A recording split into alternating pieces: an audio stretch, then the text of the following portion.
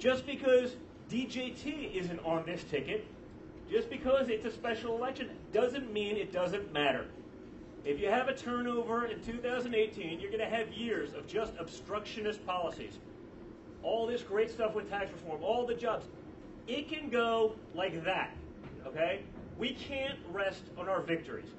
We can't rest on the laurels, the wins that we've had. We got to get out there. We got to stay energized. We got to put more men and women like Rick Saccone in office who will fight, who will do the things they say they're going to do. They all worked hard for President Trump, and they're all down here working hard for me too, as many of you are out working, knocking on these doors, the phone banking and door hanging and all kinds of things. Every job is important, and tomorrow it'll all come to an end, and we've got to put our greatest effort into doing that.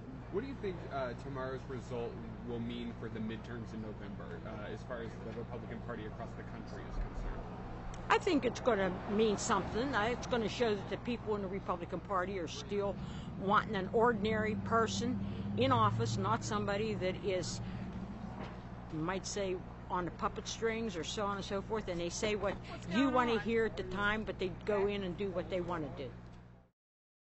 The only accomplishment of my opponent is he was appointed by Obama and he voted for Hillary. So I'm going to go down there and vote for the tariffs for our steel industry. Thanks.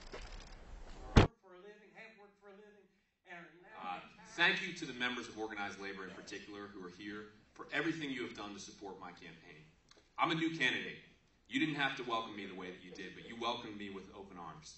You have been the heart and soul of this campaign. Our volunteers are literally running into men and women from the labor unions in our streets, sometimes at the same doorstep. We have been so incredibly supported by you.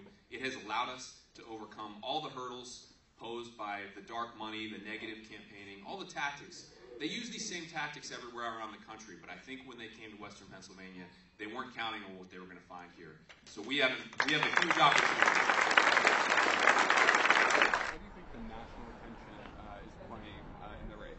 I think personally, I mean, I was at school and I came back for break, and it was like really like a bubble of it's just getting bombarded with like, you know, ads and everything. I think people don't like that. They see it as like outside sort of meddling a little bit, that these people are coming in with like a national agenda on this like local race. President Trump called you out on stage yesterday. To voters that are concerned, how would you work with him in Congress? Sir, how would you work with President Trump on stage? I hope you all have a nice day. Is that not a fair question?